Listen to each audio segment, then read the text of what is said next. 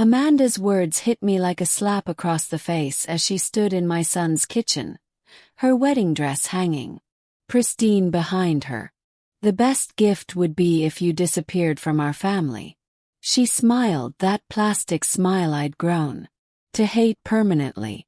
Michael nodded in agreement, not even bothering to look at me. If you're watching this, subscribe and let me know where you're watching from. Let me give this some context. First, I need your likes and comments to know you're following along with my story. How did I get here? 3 years ago, I'd sold my beautiful Victorian home, the one my late husband, Robert, and I had lovingly restored to give Michael and Amanda the down payment for their dream house, $87,000. My entire life savings handed over with a mother's unconditional love. They'd promised I'd always have a place there, always be part of their family. Now, the day before their elaborate wedding that I was financing, Amanda decided I was disposable. You heard her, Michael said finally, his voice cold. This is supposed to be our special weekend. Your negativity is ruining everything. Negativity. I'd spent the morning arranging flowers, the afternoon helping with last-minute preparations, and the evening listening to Amanda complain about everything from the weather to the caterer. The only negative thing I'd done was suggest maybe we didn't need ice sculptures shaped like swans. Where exactly am I supposed to go? He asked, my voice eerily calm. Amanda shrugged, examining her manicured nails. Don't. Well, a hotel. Your sister's. Honestly, Dorothy, I don't care where you go as long as you're not here tomorrow. This is my son's house too. I reminded her. Actually, Michael cleared his throat. It's more Amanda's house now. She's been handling all the finances, making the improvements. You just gave us some money once. $87,000 reduced to some money once. He stood there in the kitchen where I'd cooked countless family dinners, looking at the granite countertops I'd helped choose, the custom cabinets my money had made possible. These people had taken everything I'd given them and convinced themselves they deserved it. That's when something inside me shifted. Not broke. Shifted like a gear clicking into a different position. You're right, I said softly. Should go. Amanda looked surprised. She'd probably expected tears, pleading, the usual dramatic she could later describe to her friends as Dorothy being difficult again. I'll pack my things and be gone within the hour. Michael actually looked relieved. That's probably for the best. Mom, we can talk after the honeymoon once things settle down. Talk after the honeymoon. As if this was just a temporary disagreement about seating arrangements. I went upstairs to the guest room that had been my home for the past 6 months. Not my room. I wasn't allowed to call it that. Always the guest room because guests eventually leave. As I folded my clothes into my suitcase, I could hear them downstairs already planning how to rearrange the space. Amanda wanted to turn it into a yoga studio. Michael thought it would make a good office. Neither of them considered that maybe, just maybe, they should feel some guilt about throwing out the woman who'd made their perfect life possible. Paused it. Robert's photograph on the nightstand. 43 years of marriage, and he'd never once made me feel unwanted in my own. Don't worry, sweetheart, I whispered to his image. I'm not going down without a fight. But first I had phone calls to make. Sitting in my car outside their house. No, scratch that. Outside the house my money had bought. I pulled out my phone and dialed my lawyer's emergency number. Margaret Chin had been handling my affairs since Robert's death, and she'd warned me about this exact scenario. Dorothy, it's Saturday evening. Is everything all right? Margaret, I need you to pull the documentation on the house purchase. Of it. Has something happened with Michael and Amanda? I told her everything. Amanda's ultimatum. Michael's betrayal. The casual way they dismissed my contribution as some money once. Margaret listened without interruption, though I could hear her typing furiously. Dorothy, I've been worried about this for months.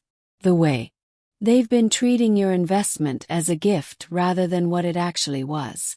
What do you mean what it actually was? Another pause. Longer this time. You don't remember signing those additional documents. The ones I insisted on after. You expressed concerns about Amanda's spending habits. My heart started beating faster. Margaret, please tell me. You protected me somehow. Oh honey, the $87,000 wasn't a gift. Legally it was a loan with your name on the deed as co-owner. Amanda never signed the acknowledgement forms I sent over. The eyes of the law, you own 35% of that house. I nearly dropped the phone.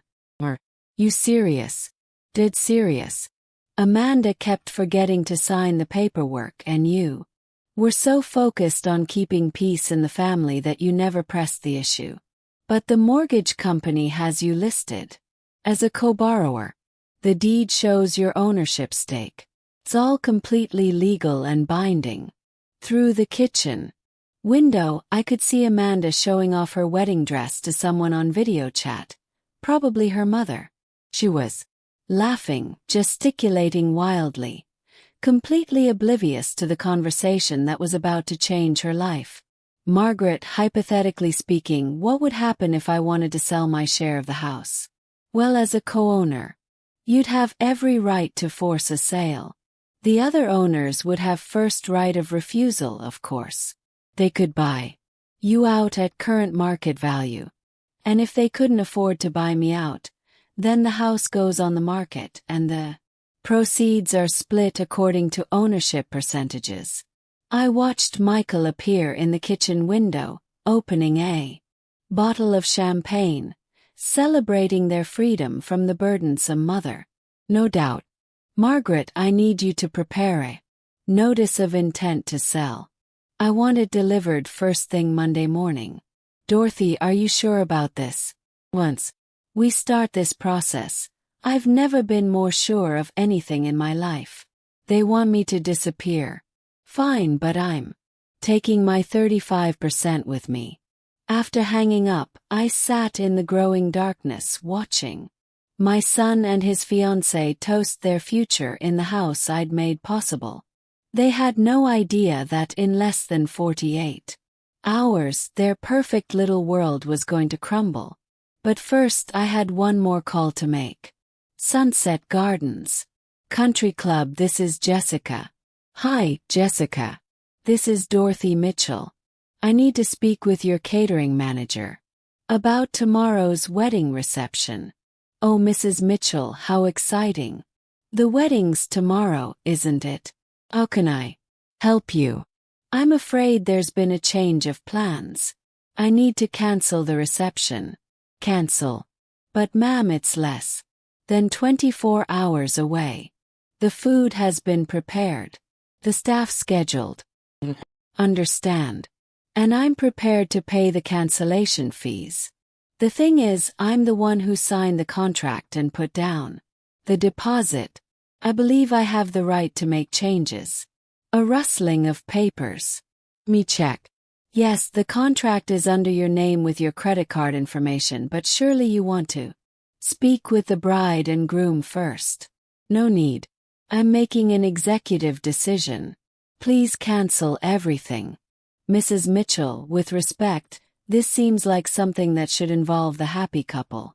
I watched Amanda through the window, now trying on her veil for what had to be the 100th time today.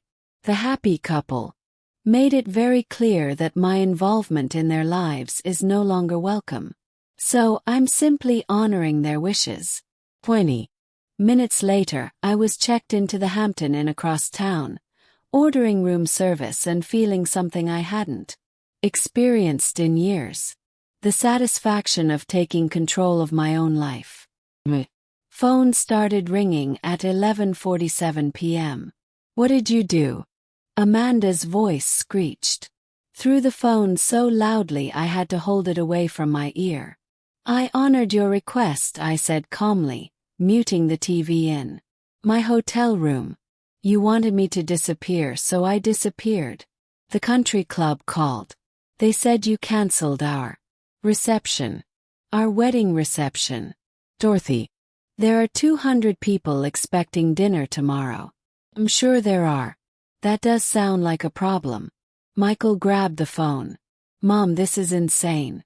You can't just cancel our wedding because you're upset about sleeping arrangements. I didn't cancel your wedding. Sweetheart, you can still get married. I just canceled the reception I was paying for.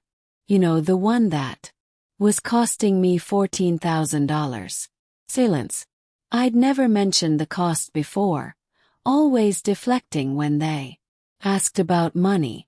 Let me be their generous mother, while they remained blissfully unaware of the sacrifices involved. 14,000, Amanda's voice was faint now. The reception, the flowers, the photographer, the band.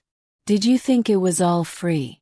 Did you think money just materialized because you two decided to have a fairy tale wedding? But we can't tell 200 people there's no reception. Michael stammered. Resourceful adults. I'm sure you'll figure something out. McDonald's caters now, I hear. Amanda was crying now. Ugly. Sobbing sounds that might have made me feel guilty 6 months ago. Now they just sounded like the tantrums she'd been throwing since the engagement started. How could you do this to us? We trusted you. Trusted me. You literally told me to disappear from your family. I'm simply complying with your request.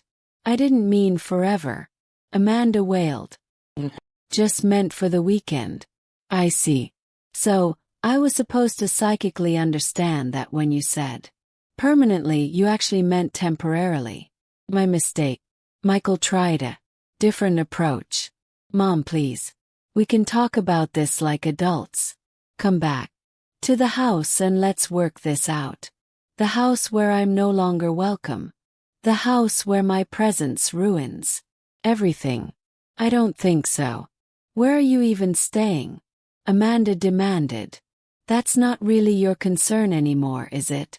You made it quite clear that my living arrangements are my problem too. Oh. I could hear frantic whispering in the background. Probably them trying to figure out how to undo the mess they'd created.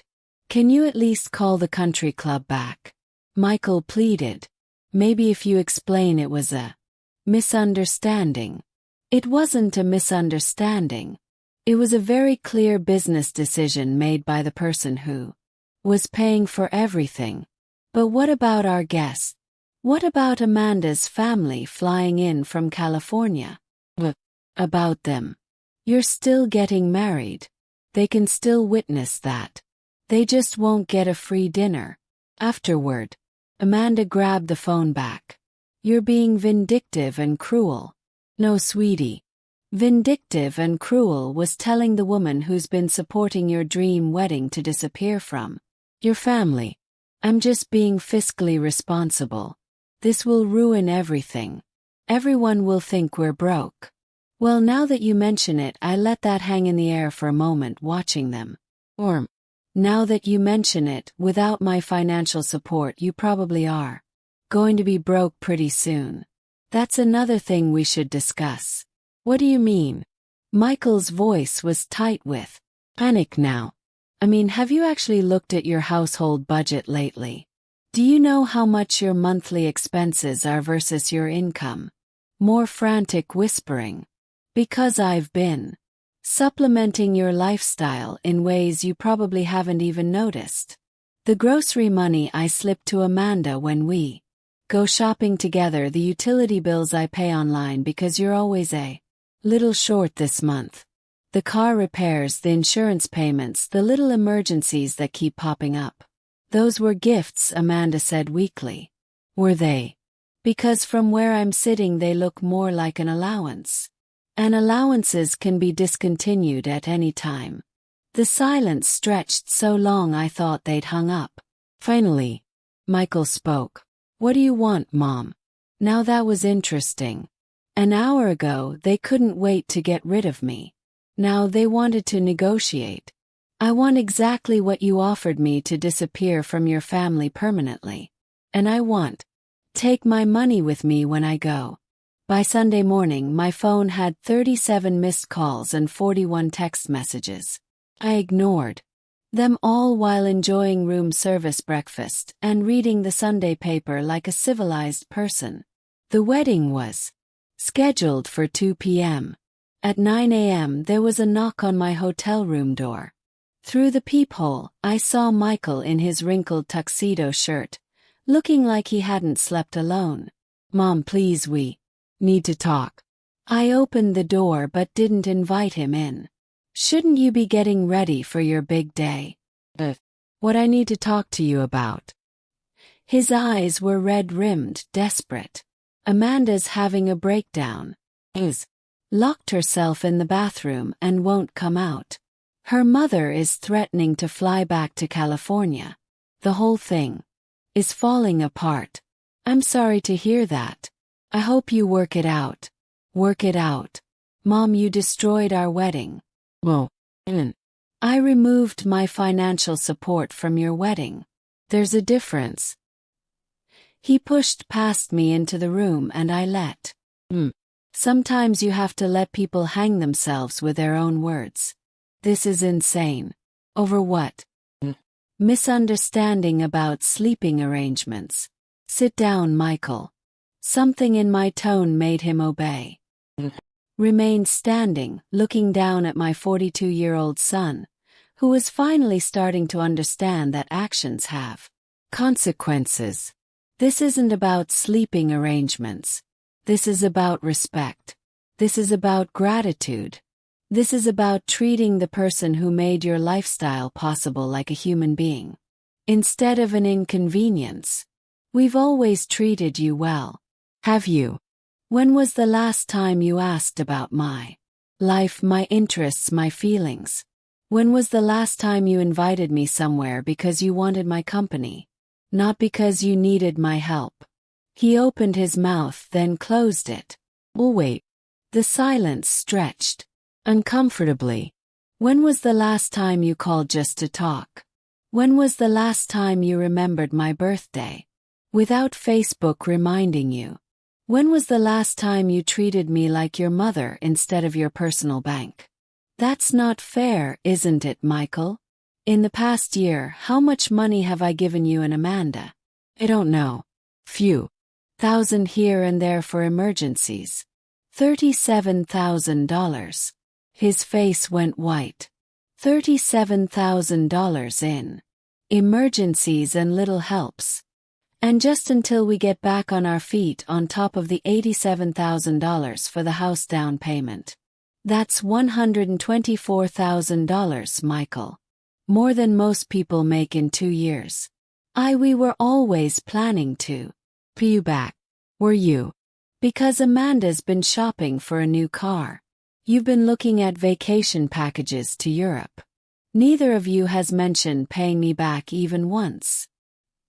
He slumped forward, head in his hands. What do you want from me? Mom. I want you to understand that I'm not your personal ATM. I want you to understand that kindness and generosity aren't infinite resources.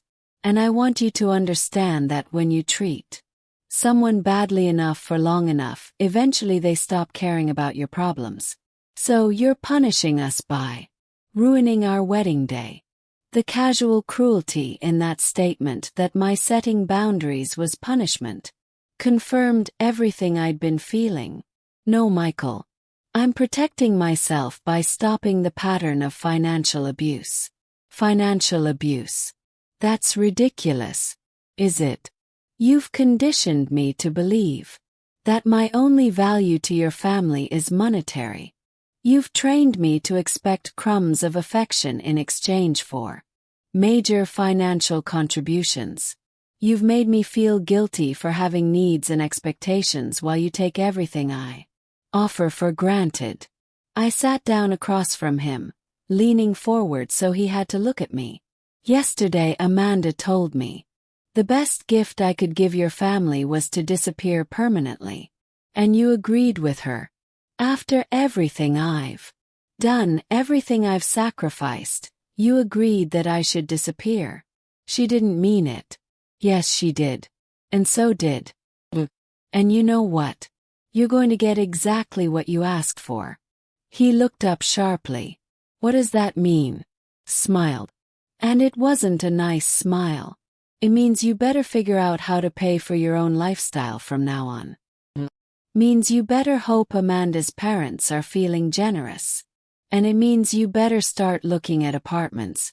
Because the house situation is about to get very complicated. What are you talking about? I'm talking about the legal documents you never bothered to read before your father and I helped you with that down payment. The ones that make me a co-owner of your precious house. The color drained from his face completely. That's right, sweetheart. Own 35% of your house and I'm about to put it on the market. Michael stared at me like I just spoken in ancient Greek. You can't own part of our house. We bought it. We live there with my $87,000 down payment. Did you think that money just evaporated into the ether? But you said it was a gift. You said you wanted to help us get started. I pulled out my phone and scrolled to Margaret's email from last night. Apparently, my lawyer had different ideas about protecting my investment. Would you like me to read you the relevant legal documents? This is impossible. Amanda would have had to sign something. Amanda was supposed to sign something. She kept forgetting to return the papers. Margaret kept them on file anyway. Michael was shaking now, either from anger or fear. You planned. You've been planning this whole thing. Oh, sweetheart. If I'd been planning this, don't you think I would have done it before paying for your wedding? The truth of that seemed to hit him. I'd spent $14,000 on a wedding for people who just told me to disappear. If I'd been scheming, I would have pulled the plug months ago. So what happens now? His voice was small, defeated. Now you have a choice. You can buy out my 35% share at current market value, or we can sell the house and split the proceeds. We can't afford to buy you. The house is worth $300,000 now. 35% of that is over $100,000. No. Good at math. That's why I have money. And you two are always broke. He flinched. That's not, we're not broke. We just have a lot of expenses. Michael, your combined household income is $8,000 a month. Your mortgage payment alone is $2,400. Add in car payments, credit cards, utilities, groceries, and Amanda's shopping habit, and you're spending more than you make every single month. How do you know all that? Because I've been making up the difference for the past 3 years. Do you think the money Ferry was leaving cash under your pillow? The hotel room phone rang. I answered it while Michael sat there, processing his new reality. Mrs. Mitchell, this is Jessica from Sunset Gardens. I have the bride's mother on another line. She's asking about reinstating today's reception. She says she'll pay all the costs if you'll allow us to proceed. I looked at Michael, who was listening with desperate hope in his eyes. That's very generous of her, Jessica, but I'm afraid that won't be possible. Mom, please, Michael started. I held up a hand to silence him. You see, Jessica, there are some family dynamics at play here that make it inappropriate for me to accept payment from other family members for an event I chose to cancel. Understand? Should I tell Mrs. Worth that the cancellation stands? Yes, please. And Jessica, send My final bill to this hotel. I'll settle up everything I owe for the inconvenience. After hanging up, I turned back to Michael. Amanda's mother was willing to pay $14,000 to save your reception. She's been planning this wedding for months. She invited half her country club. How nice for her. Too bad her daughter couldn't manage to be civil to the person who was originally paying for everything. Michael pulled out his phone. I need to call Amanda. We need to figure out what to do about the house. Go ahead. But Michael, when you talk to your wife about our new arrangement, make sure she understands something. He looked up from dialing. I'm not the same woman who walked out of your house last week. That woman was desperate to keep peace in the family at any cost. This woman is done being taken advantage of. You're really going to force us to sell our home. I'm going to exercise my legal rights as a co-owner. What you do with that information is up to you. He left without another word, probably to deliver the worst news of Amanda's life. On what was supposed to be the happiest day. 20 minutes later, my phone rang again. Dorothy. Amanda's voice was barely recognizable through her tears. We need to talk. No, sweetie. We really don't. You made it very clear yesterday that talking to me wasn't something you were interested in doing. I was upset. Was stressed about the wedding. I didn't mean what I said. Course you were upset. It must be exhausting pretending to tolerate someone you obviously despise. I don't despise you, Amanda. The 3 years since you moved into the house I bought for you, you've never once thanked me. Not once. You've never asked about my life, my interests, my health. You've never invited me to anything unless you needed me to babysit, or bring food or write a check. That's not true. When was the last time you called just to see how I was doing? Silence. I'll save you the mental effort. Never. You've never called just check on me. But you're Michael's mother, your family. Yesterday you told me the best gift I could give this family was to disappear permanently. Today you're claiming I'm family. But is it, Amanda? More crying. The kind of desperate sobbing that once would have made me rush over with tissues and comfort. Dorothy, please. I'll do anything. I'll apologize publicly. I'll pay you back. Pay me back with what money? You don't work, remember? You're a full-time homemaker in a house you couldn't afford without my money. I'll get a job. That's a great idea. You should definitely do that. But it doesn't change the current situation with the house. What if we agree to pay you back for everything? All the money you've given us over the years. I almost laughed. Amanda, honey, you owe me $124,000. At minimum wage, it would take you about 6 years to earn that much. And that's assuming you never spend money on anything else. The silence that followed was the sound of reality finally sinking in. By 4:00 p.m. they'd called 16 more. I'd answered exactly none of them. Instead, I was sitting in the hotel restaurant enjoying a lovely late lunch and watching the local news coverage of a wedding disaster at Sunset Gardens. The reporter didn't mention names, but the footage of Amanda in her wedding dress crying on the country club steps was pretty unmistakable. Excuse me, aren't you Dorothy Mitchell? I looked up to see a woman about my age with perfectly styled gray hair and kind. She looked familiar, but I couldn't place her. Sorry. Do we know each other? Barbara Worth. Amanda's mother. She gestured to the empty chair across from me. May I? Should be interesting.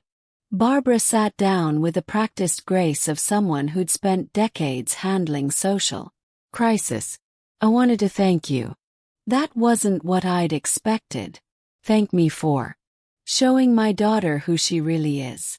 The waitress appeared and Barbara ordered coffee. I waited, curious about where this was going. I've been worried about Amanda for years, Barbara continued. The entitlement, the way she treats people she considers beneath her, the complete lack of gratitude for anything. I kept hoping marriage would mature her. And now I've seen how she treats the woman who made her lifestyle possible. And I'm horrified. Barbara's coffee arrived. She sipped it thoughtfully before continuing. I offered to pay for the reception, not because I support Amanda's behavior, but because I felt responsible for the 200 guests who'd been inconvenienced. You were right to refuse, was I? My daughter needed to face consequences for her actions. Real consequences, the kind that can't be fixed with daddy's money or mommy's connections. I studied Barbara carefully. There was something refreshing about her directness. She called me hysterical about the house situation. Barbara continued, demanding that I loan them money to buy out your share. And I told her absolutely not. She wanted to own a house. She should have treated the co-owner with respect. A woman after my own heart. Can I ask you something, Dorothy? What's your endgame here? Are you planning to force the sale? I've been wondering that myself. Honestly, I haven't decided. Part of me wants to see if they can actually figure out how to support themselves without my money. Part of me wants to sell the house just to watch their perfect little world crumble. The other part remembers that Michael is still my son despite everything. Barbara nodded. I understand, but may I offer some advice from someone who's been enabling her daughter's bad behavior for 39 years? Please don't save them from this.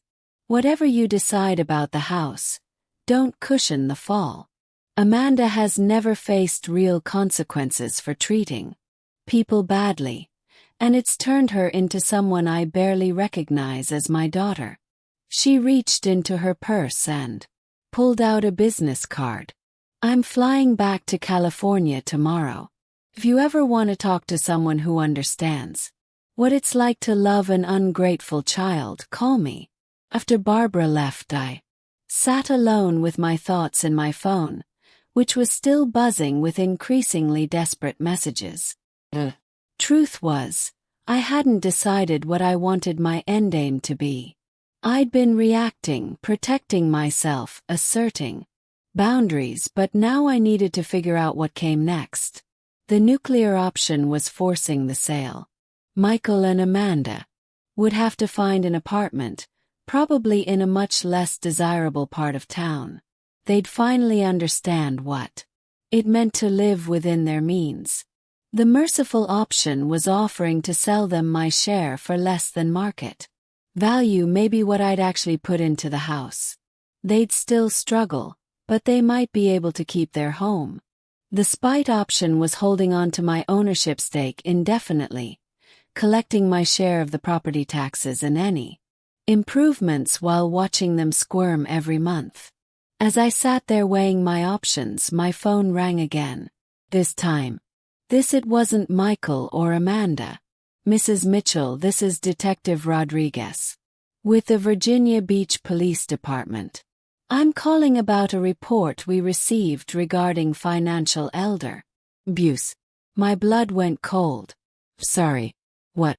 We had a call from someone claiming that family members have been financially exploiting you and that you might be experiencing cognitive decline. They're requesting a welfare check. Those manipulative little snakes. Detective Rodriguez, I can assure you that I'm in full possession of my mental faculties. In fact, I'm probably thinking more clearly than I have in years. That's good to hear, ma'am. But we do need to follow up on these reports. Would you be available to meet with me tomorrow morning? I looked around the hotel restaurant at the normal people living their normal lives, and felt a surge of pure fury at my son and daughter-in-law's latest manipulation. Absolutely, detective. Fact, I have quite a lot I'd like to discuss with you about financial abuse. Just not the kind my family reported. After scheduling the meeting, I sat back in my chair and smiled. If Michael and Amanda wanted to play hardball, I was more than ready to pick up the bat. Time to show them what a real power play looked like. Detective Rodriguez was younger than I'd expected, maybe 40, with intelligent eyes and the kind of patient demeanor that probably served him well in family disputes. We met at the police station Monday morning, and I'd brought my entire financial file. Mrs. Mitchell, I want to start by saying that the person who called us seemed genuinely concerned about your welfare. I'm sure they did. My daughter-in-law is very good at sounding concerned when it suits her purposes. I spread my bank statements across his desk. Detective, in the past 3 years I've given my son and his wife $124,000. Would you like to see the documentation? His eyebrows rose as he examined the papers. Check after check, wire transfers, credit card payments made on their behalf, a pattern of financial dependency that looked exactly like what it was. This is substantial, he said. Carefully. It is.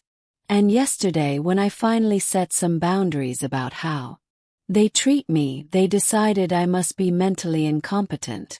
I pulled out my phone and played the voicemail Amanda had left at 3 a.m. Dorothy, this is insane behavior. Normal people don't destroy their families' lives over hurt feelings. We're worried about you. Maybe you need to see someone. Get some help. Michael thinks you might be having some kind of breakdown. Detective Rodriguez listened, taking notes. Has there been any history of cognitive issues, Mrs. Mitchell? None whatsoever. Manage my own finances, maintain my own household, drive myself places. The only thing that's changed is that I stopped letting them take advantage of me. I showed him the house documents Margaret had sent over. My lawyer can verify that I'm a legal co-owner of their property. Everything I'm doing is within my rights.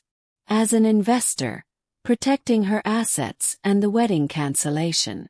I was paying for a reception for people who told me to disappear from their family permanently. So I honored their request. We talked for another 20 minutes. Detective Rodriguez was thorough but fair.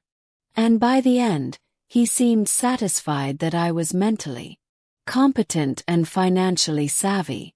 Mrs. Mitchell, I'm going to close this case as unfounded, but I do want to give you some information about elder financial abuse resources just in case. Actually, Detective, I think I've got the situation well in hand now. As I drove away from the police station, my phone rang. Michael again. Mom, the police called. They said they're not pursuing the welfare check. That's because I'm not the one being financially abused in this relationship, sweetheart. What's that supposed to mean? Means you and Amanda have been systematically draining my resources for years while giving me nothing but disrespect in return. The detective was very interested in my documentation. Long pause. Are you threatening us? I'm informing you that your manipulation tactics aren't working anymore.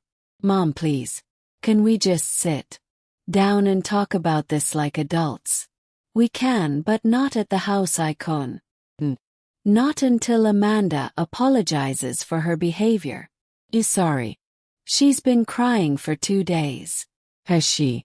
'Cause the voicemail she left me at 3 this morning suggested she thinks I'm mentally ill. Not that she's sorry. Another pause. Where do you want to meet? Margaret Chen's office. Tomorrow at 2 p.m. Bring Amanda and bring a realistic proposal for how you're going to handle the house situation. Proposal.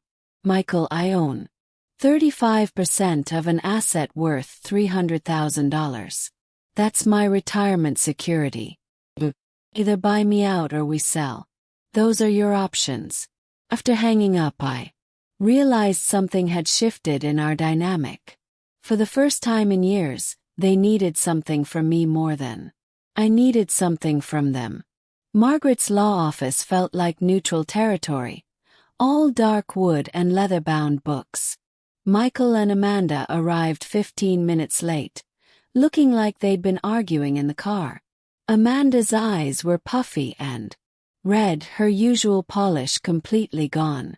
She'd clearly been crying for days, and part of me felt a twinge of sympathy. The other part remembered her words. The best gift would be if you disappeared from our family. Dorothy, Amanda started immediately. I owe you an enormous apology. I was stressed and overwhelmed, and I said things I didn't mean. Thank you. That's a start. She looked surprised, like she'd expected me to immediately forgive everything. Margaret spread the house documents across the conference table. Let's review the facts. Dorothy provided $87,000 for the down payment. The mortgage shows her as a co-borrower. The deed lists her ownership at 35%. Michael studied the papers like they might magically change. We had no idea about the ownership stake. You would have if Amanda had signed the acknowledgement forms.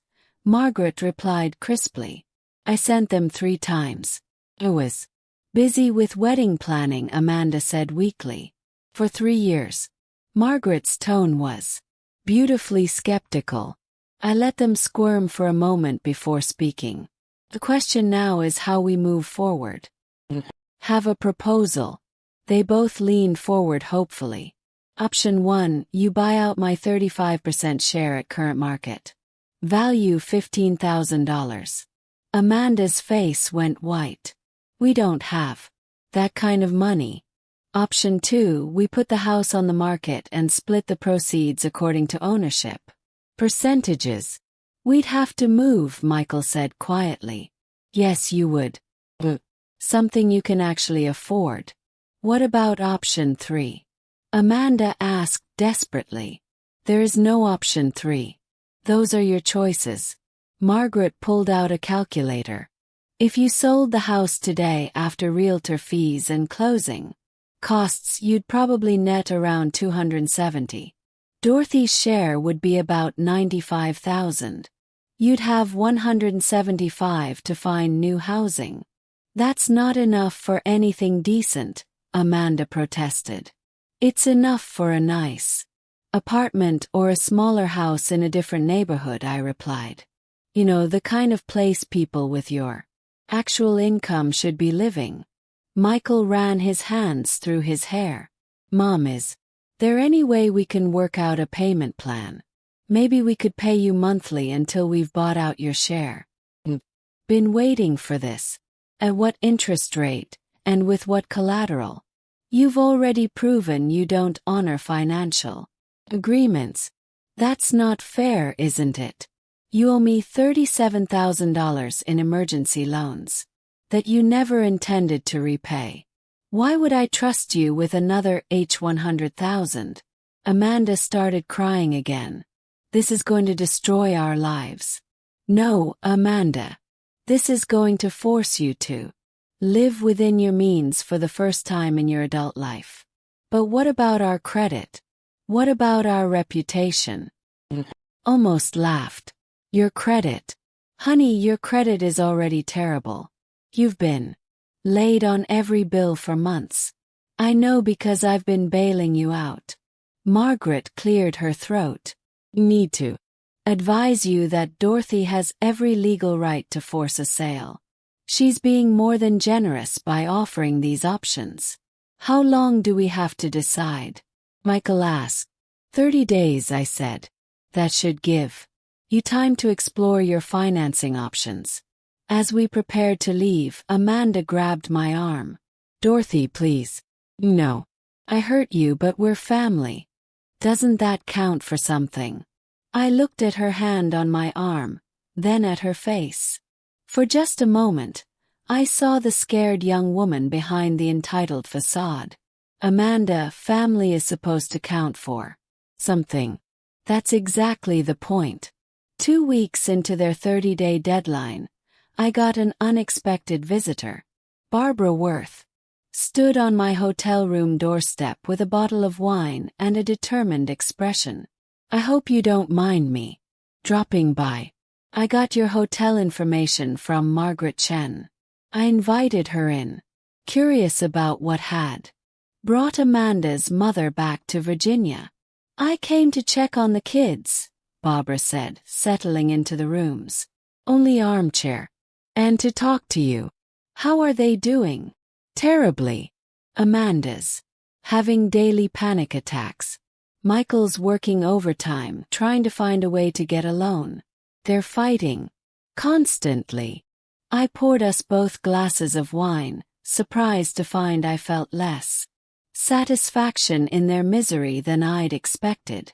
Barbara, are you here to ask me to reconsider? Actually, no. I'm here to tell you about Amanda's father. That wasn't what I'd expected. Richard spoiled our daughter rotten, Barbara continued. Every tantrum was rewarded. Every consequence was cushioned. Every failure was someone else's fault. She sipped her wine thoughtfully. When Amanda was 16, she totaled her car, driving drunk. Instead of letting her face the legal consequences, Richard hired the best lawyer money could buy and got the charges dropped. Why are you telling me this? Because I've watched my daughter become someone I don't recognize, and I finally understand that her problems aren't going to be solved by more money or more rescuing. Barbara reached into her purse and pulled out a check. Amanda asked me to give you this. It's for $25,000, a good faith payment toward buying out your share. I looked at the check but didn't touch it. And what did you tell her? I told her I wouldn't be her enabler anymore. That check represents Richard's life insurance policy. Money I was saving for her inheritance. But I realized that giving it to her would just be repeating the same pattern. She tore the check in. Ugh. Barbara, that's a lot of money. Money Amanda hasn't earned and doesn't deserve. Dorothy, I want you to know that whatever you decide about the house, you have my support. Even if it means they lose their home. Especially then, maybe having to start over will teach Amanda what work and gratitude actually mean. After Barbara left, I sat alone with my thoughts. For 3 years I'd been Amanda's enabler just as much as her parents had been. Every time I wrote a check to cover their shortfall, I'd been teaching them that there would always be someone to catch them when they fell. The question was, what kind of lesson did I want them to learn now? My phone buzzed with a text from Michael. Mom, we've been approved for a home equity loan that would cover $60,000 toward buying you out. Can we meet to discuss partial payment arrangements for the rest? I stared at the message for a long time.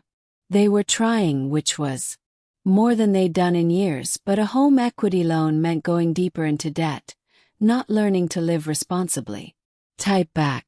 We can discuss it, but I want to see a complete household budget and a realistic plan for paying off all your debts, not just mine. His response came immediately. Anything you want. We just want to make this right. For the first time since this whole thing started. That sounded like progress. The budget meeting was enlightening in the worst possible way. Michael and Amanda spread their financial documents across Margaret's conference table like evidence of a crime, which in a way they were okay. I said, reviewing their monthly expenses. You spend $400 a month on restaurants. We both work long hours. Amanda said defensively. Sometimes we're too tired to cook. You don't work at all, Amanda. I mean, Michael works long hours. I moved down the list. $300 a month on Amanda's clothing budget. I need to look professional for social events. What social events? You don't have a job. Amanda's face was getting red, but I continued. $200 on premium cable and streaming services. $150 on Amanda's gym membership that you use maybe twice a month. $800 a month in credit card minimums for what appears to be shopping and vacation debt. Michael was adding numbers on his phone calculator. Mom, I know it looks bad. Looks like you're living a lifestyle that requires about $12,000 a month when you bring home $8,000. But with the home equity loan, we could pay off the credit cards and reduce our monthly expenses significantly. Amanda said hopefully. Looked at Margaret, who was taking notes with professional detachment. Amanda, you'd be borrowing against the house to pay off credit card debt. What happens when you run up the credit cards again? We won't. We've learned our lesson. Of you. Because I don't see any significant changes in this budget. You're still eating out constantly, still maintaining expensive memberships you barely use, still treating shopping like a hobby. Michael leaned forward. What would you want to see, Mom? What would convince you that we're serious about changing? Finally, the right question. I want to see a budget that reflects your actual income. I want to see you cooking at home, canceling unnecessary subscriptions, and Amanda getting a job. A job. Amanda looked horrified. Yes. You're 39 years old with a college degree. There's no reason you can't contribute to the household income. Michael makes good money. Not good enough. Apparently, since you've been supplementing it with my money for 3 years. Margaret cleared her throat. Dorothy, what exactly are you proposing? I've been thinking about this for days. Here's my offer. You can buy out my share for $75,000 instead of the full market value of $105, but there are conditions. They both perked up. First, Amanda gets a job within 60 days and maintains it for at least 2 years. Second, you sell one of your cars and use the proceeds to pay down debt. Third, you stick to a realistic budget. With no restaurant meals, no unnecessary shopping, and no new debt for 2 years. How would you monitor that? Michael asked. Monthly financial check-ins with Margaret. You provide bank statements, credit reports, and proof of income. If you violate any of the conditions, the full amount becomes due immediately. Amanda was shaking her head. That's like being in financial prison. No, Amanda, that's called being accountable for your choices. They asked for time to discuss it privately. While they huddled in the hallway, Margaret turned to me. This is either very generous or very cruel. I can't decide which. Maybe it's both. When they came back, Michael spoke for both of them. We accept your terms. All of them. All of them. Amanda confirmed, though she looked like she was swallowing poison. Margaret started drafting the agreement. I'll need this notarized and filed with the county recorder's office.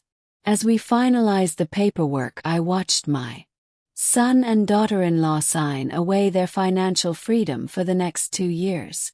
Part of me felt victorious. Part of me felt sad that it had come to this, but mostly I felt like I was finally teaching them a lesson their parents should have taught them decades ago. Actions have consequences, and family isn't a free pass to treat people badly. 6 months later, I was sitting in my new apartment, a lovely 2-bedroom place in a senior community with a pool and walking trails, when Amanda called with surprising news. Dorothy, I got the promotion. Amanda had started working as a receptionist at a dental office, and apparently she'd been good enough at it to move up to office manager. That's wonderful, honey. How do you feel? Exhausted, she laughed. And it was the first genuine laugh I'd heard from her in years, but also proud. I never knew I was good at organizing things. You always were. You just never had to use those skills before. There was a pause. Dorothy, I owe you an apology. A real one. Not the panicked one from Margaret's office.